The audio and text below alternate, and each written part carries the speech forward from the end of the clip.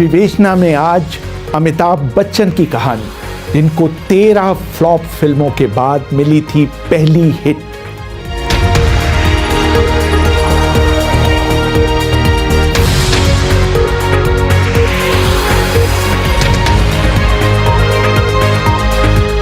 अभिवादन स्वीकार करिए रेहान फदल का। 40 के दशक में मशहूर अमेरिकी गायक और अभिनेता फ्रैंक सिनात्रा को मशहूर करने के लिए उनके प्रेस एजेंट जॉर्ज इवांस ने एक जबरदस्त चाल चली थी। उन्होंने 12 युवतियों को किराए पर लिया।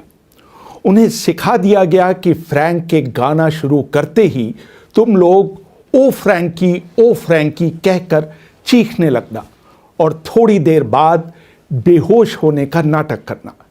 इवांस ने थिएटर से उन बेहोश बालाओं को अस्पताल ले जाने के लिए एम्बुलेंस का भी इंतजाम कर रखा था।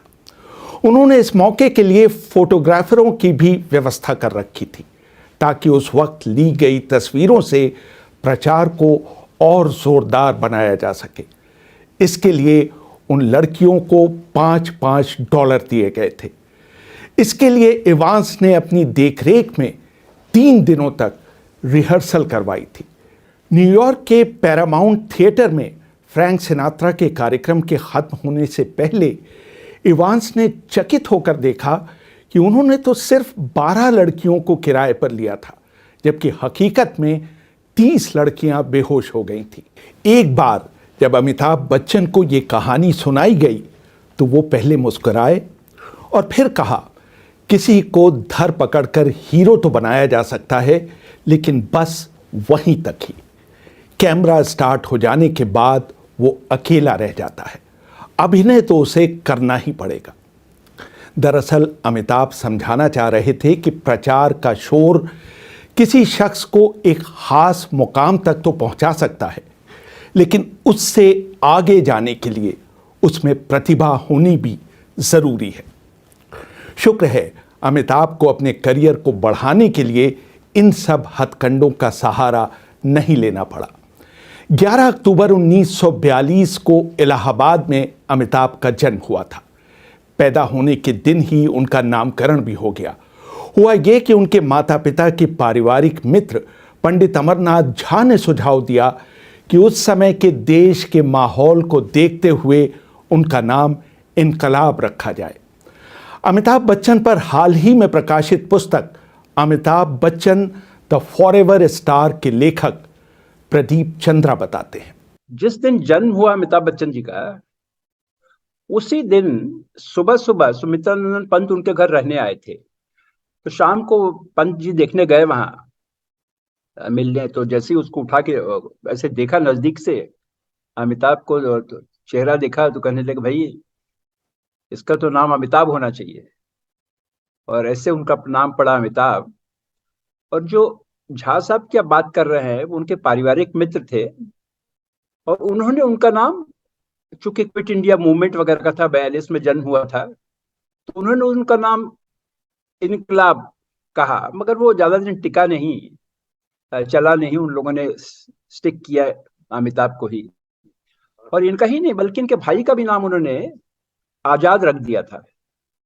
47 में जन्म हुआ था शायद उनका, तो एक का नाम आजाद और एक का इनकलाब।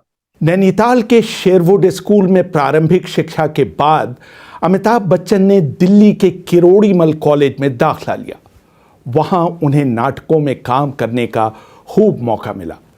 कॉलेज की ड्रामा सोसाइटी के प्रमुख फ्रैंक ठाकुरदास अमिताभ की लरसती हुई आवाज से बहुत प्रभावित हुए। हुआ यह कि मशहूर थिएटर शख्सियत प्रताप शर्मा के भाई को एक नाटक के प्रमुख रोल के लिए चुना गया। ऐन मौके पर उन्होंने कुछ निजी कारणों से नाटक में काम करने से मना कर दिया। ठाकुरदास के सामने परेशानी थी कि अब उनका रोल किसको दिया जाए। अमिताभ ने वो भूमिका करने की पेशकश की। ठाकुरदास इसके लिए तैयार हो गए। अमिताभ ने इसका पूरा फायदा उठाते हुए बेहतरीन अभिनय किया और दर्शकों का दिल जीत लिया। बाद में अमिताभ ने मिरांडा हाउस में होने वाले नाटक रेप ऑफ द बेल्ट में भी अभिनय किया। उस समय बाद में मुंबई थिएटर की दुनिया में नाम कमाने वाली डॉली ठाकुर मिरांडा हाउस में पढ़ा करती थी। बाद में उन्होंने याद किया, उन दिनों अमिताभ कोने में चुपचाप बैठे रहते थे। वो बहुत शर्मीले थे। उनके छोटे भाई अजिताभ देखने में उनसे बेहतर थे। बीए पास करने के बाद अमिताभ ने कलकत्ता की बर्ड्स एंड कंपनी में नौकरी शुरू की। 2 साल काम करने के बाद उन्होंने ब्लैकर एंड कंपनी में काम करना शुरू किया। वहाँ उनकी तनख्वाह तो बढ़ी ही, उन्हें दफ्तर आने जाने के लिए एक मॉरिस माइनर कार भी दी गई। अभिनय में अमिताभ के रुझान को देखते हुए उनके छोटे भाई अजिताभ ने उनकी एक तस्वीर फिल्म फेयर माधुरी टैलेंट कॉन्टेस्ट में भेज दी। अमिताभ बच्चन ने जब अप्लाई किया था तब वो अमिताभ बच्चन तो नहीं थे। तब तो जैसे हजारों लोग करते हैं वैसे ही उन्होंने भी किया था। और ये उनका दुर्भाग्य कहिए, सौभाग्य कहिए जिसमें वो सेलेक्ट नहीं हुए। हरिवंश बच्चन जी का कहना है कि जो मन का हो तो अच्छा और ना हो तो और अच्छा। तो उस लिहाज से देखा जाए तो बच्चन जी के लिए, वो अमिताभ बच्चन के लिए वो अच्छा ही रहा। और रिजेक्ट हो गई है। और इनके बदले हुए सेलेक्ट हुए थे समीर, जो फिरोज खान और संजय खान के भाई थे। उस साल वो सिलेक्ट हुए। मगर बाद में जो है नरगिस ने अपने आदमी को भेज के, जब वो लोग सपोर्ट कर रहे थे बच्चन जी को, फोटो वोटो मंगवाई वहां से कि जाओ अरविंद कुमार से ले आओ तस्वीर, भाई कौन है देखें। जो रिजेक्ट हो गया, उसके बाद तो कुछ बचा नहीं उसमें। हिंदी फिल्मों में अमिताभ का प्रवेश तेजी बच्चन और सुनील और नरगिस दत्त की दोस्ती की वजह से हुआ। इससे भी पहले तेजी बच्चन की मशहूर फिल्म निर्देशक सावन कुमार टाक से 1968 में दिल्ली में मुलाकात हुई थी। उन्होंने उन्हें बताया कि उनका बेटा फिल्मों में काम करने का इच्छुक है। टाक उन दिनों मिर्जा गालिब पर एक फिल्म बनाने की योजना बना रहे थे। उन्होंने अमिताभ को मिर्जा गालिब का रोल देने का मन भी बना लिया था, लेकिन उनके जानने वालों ने तर्क दिया कि अमिताभ गालिब के रोल में फिट नहीं होंगे क्योंकि वो बहुत लंबे हैं, जबकि गालिब का कद बहुत छोटा था। सुनील दत्त की सिफारिश पर मशहूर निर्देशक B.R. चोपड़ा अमिताभ का स्क्रीन टेस्ट लेने के लिए तैयार हो गए, लेकिन स्क्रीन टेस्ट के बाद B.R. चोपड़ा की तरफ से अमिताभ के लिए बुलावा नहीं आया। बच्चन जी का कुछ रहा ही ऐसा है कि सब जगह से ही उनका रिजेक्शन रहा। जैसे ऑल इंडिया रेडियो का ही ले लीजिए आप। जब बंबई वो आए तो चूंकि सुनील दत्त का और B.R. चोपड़ा का बहुत अच्छा कनेक्शन था, वो हमेशा उनकी फिल्मों में काम करते थे। तो दत्त साहब ने रिकमेंड किया था, तो ये गए मिलने B.R. चोपड़ा से। और B.R. चोपड़ा ने देखा कुछ खास इंटरेस्ट तो नहीं दिखाया, मगर B.R. चोपड़ा ने एक काम जरूर किया कि अपने मित्र को कह दिया कि भाई हमारी फिल्म बन रही है तो मैं किसी को भेजने वाला हूं, इनका स्क्रीन टेस्ट ले लो। ताराचंद बड़जात्या ने तो आउटराइट रिजेक्ट कर दिया, कह के कि अरे भाई आप तो पोइट की तरह हो, कुर्ता पजामा पहनते ही थे और आप कहाँ इन सब में जा रहे हो, आप कविता करो पिताजी की तरफ ने। और वही नहीं बल्कि काफी लोगों ने रिजेक्ट किया उनको। अमिताभ को पहली फिल्म मशहूर फिल्म निर्देशक ख्वाजा अहमद अब्बास ने दी। निर्देशक टिन्नू आनंद की दोस्त नीना सिंह ने उनसे अनुरोध किया कि वो अमिताभ की कुछ तस्वीरें अब्बास साहब को दिखाएं। जब देखा उन्होंने तो अब्बास साहब ने कहा बुला लो। तो ये आए दोनों भाई कलकत्ता से और कहीं ठहरे थे टाउन में। तो जब मिलने आए तो इन्हीं के पास गए थे, टिन्नू आनंद के पास। जो उन्होंने मुझे बताया, वर्बेटम बता रहा हूँ, कि बच्चन जी ने कहा कि मैं जरा वॉशरूम यूज कर सकता हूँ। तो गए अंदर, मुंह धोया और आए बाहर और बोले चलिए। और फिर लेके गए अब्बास साहब के पास। अब्बास साहब ने देखा और उनको पसंद भी आया कि। तो जब अमिताभ चले गए तो उन्होंने कहा कि इनसे कह दो कि वे फिल्म ले लेंगे, इनको 5,000 रुपए देंगे मेहनताना एक्टिंग का, मगर मैं ये नहीं कह सकता कि फिल्म बनने में 5 महीने लगेंगे या साल लगेंगे या कितना समय लगेगा। अमिताभ की ख्वाजा अहमद अब्बास से मुलाकात का जिक्र अब्बास की भतीजी सैयदा सैयदेन हमीद ने भी बीबीसी से बात करते हुए किया था। लंबा सा एक लड़का आया तो कहा कि तुम कौन हो, नाम क्या है तुम्हारा? तो उसने कहा मेरा नाम अमिताभ है।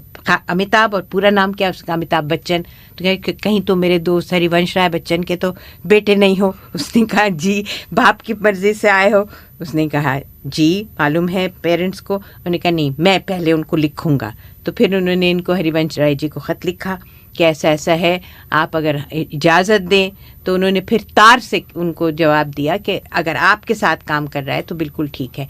तो उन्होंने पूछा कि तुम क्या करते थे? उसने कहा मैं 1500 रुपये पे कलकत्ते में करता था, मतलब अब नहीं करते। उन्होंने कहा नहीं, मैं छोड़ के आ गया। अरे तुम छोड़ के आ गए, तुम्हें तो मैं पूरी फिल्म का सिर्फ 5000 दे सकता हूँ, मेरे पास इतना ही पैसा है। उसने कहा आप मामू जान, आप जो भी दें मैं तैयार हूँ। इस तरह अमिताभ ने 15 फरवरी 1969 को अपनी पहली फिल्म 7 हिंदुस्तानी साइन की।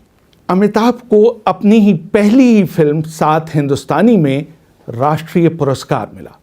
प्रदीप चंद्रा अपनी किताब में लिखते हैं कि अब्बास साहब बहुत कम बजट में फिल्म बनाते थे, लेकिन कभी कभी जब वो बहुत खुश होते थे तो अपने साथ काम करने वालों में किसी को 50 रुपए देकर कहते थे कि लो जश्न मनाओ। एक बार अमिताभ को वो 50 रुपए मिले।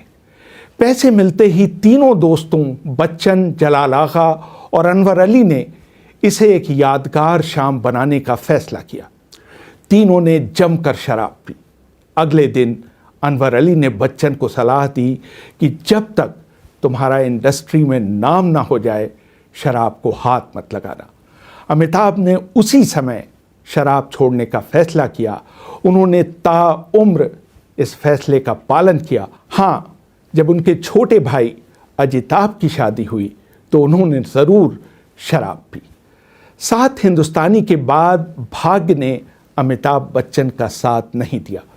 उनकी लगातार 10 फिल्में बॉक्स ऑफिस पर पिटी। सन 1971 में उनकी फिल्म परवाना आई, जिसमें नवीन निश्चल हीरो थे और अमिताभ ने एक नेगेटिव रोल किया था। इस बीच सुनील दत्त ने उन्हें अपनी फिल्म रेशमा और शेरा में काम करने का मौका दिया। दिलचस्प बात यह थी कि ये एक गूंगे का रोल था। बाद में हरिवंश राय बच्चन ने अपनी आत्मकथा में लिखा, ये अमिताभ के अभिनय कौशल की असली परीक्षा थी, क्योंकि उन्हें एक शब्द बोले बिना अपनी सभी भावनाओं को दर्शकों तक पहुंचाना था। एक बार अमिताभ बच्चन ख्वाजा अहमद अब्बास के साथ ऋषिकेश मुखर्जी से मिलने उनके घर पर गए। वो उन दिनों अपनी फिल्म आनंद के लिए एक अभिनेता की तलाश में थे। अमिताभ को देखते ही उन्हें लग गया कि उन्हें उनका बाबू मोशाय मिल गया। इससे पहले वो इस रोल के लिए मशहूर बंगाली अभिनेता उत्तम कुमार को लेना चाहते थे। बाद में उन्होंने एक इंटरव्यू में कहा, अमिताभ की आवाज़ और गंभीर आंखों की वजह से मैंने उसे चुना। मुझे ये कहने में कोई परहेज नहीं कि इस फिल्म में अमिताभ राजेश खन्ना पर भारी पड़े। अमिताभ की शुरुआती फिल्में चली भले ही ना हों, लेकिन उनके अभिनय ने सबका ध्यान अपनी तरफ खींचा। अमिताभ बच्चन को लोगों ने एक्सेप्ट तो कर ही लिया था। अगर ना करते तो उनको 13 फिल्में ना मिलती। वो 3 फिल्मों के बाद ही बंबई से उनको वापस जाना पड़ता है, या 5 फिल्मों के बाद।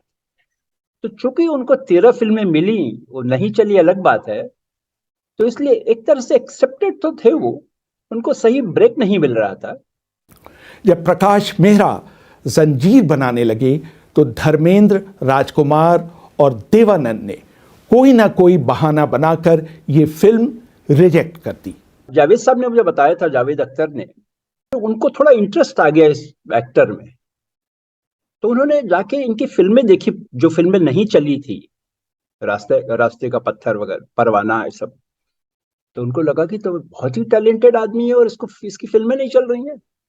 तो बोले, मैंने उनका नंबर कहीं से पता किया और मैंने उनको फोन किया। तो मैं गया मिलने, तो मैंने कहा कि भाई जावेद अख्तर बोल रहा हूँ और आपको एक कहानी सुनानी है। तो अमिताभ के पास शायद भी, उनके पास भी शायद उतना काम नहीं था, तो उन्होंने कहा आ जाइए, अभी आज ही आ जाइए। तो टैक्सी पकड़ के चले गए। तो उन्होंने कहानी सुनाने के पहले अमिताभ से कहा, इस फिल्म को आप ना मत करिएगा, ये मैं पहले कह रहा हूँ आपसे। तो कहानी सुनाई तो आपको कहानी तो बहुत पसंद है, मगर उनको डाउट हुआ कि ये मैं कर सकता हूँ कि नहीं। तो उन्होंने पूछा जावेद साहब से कि आपको लगता है मैं कर सकता हूँ? तो जावेद साहब ने कहा, ये फिल्म सिर्फ आप ही कर सकते हैं। 1973 में रिलीज हुई जंजीर सुपरहिट फिल्म साबित हुई। फिल्मफेयर पुरस्कारों में इसे 9 वर्गों में नामांकित किया गया। प्राण पर फिल्माया गया इस फिल्म का गाना यारी है ईमान मेरा उस साल का सबसे लोकप्रिय गाना साबित हुआ।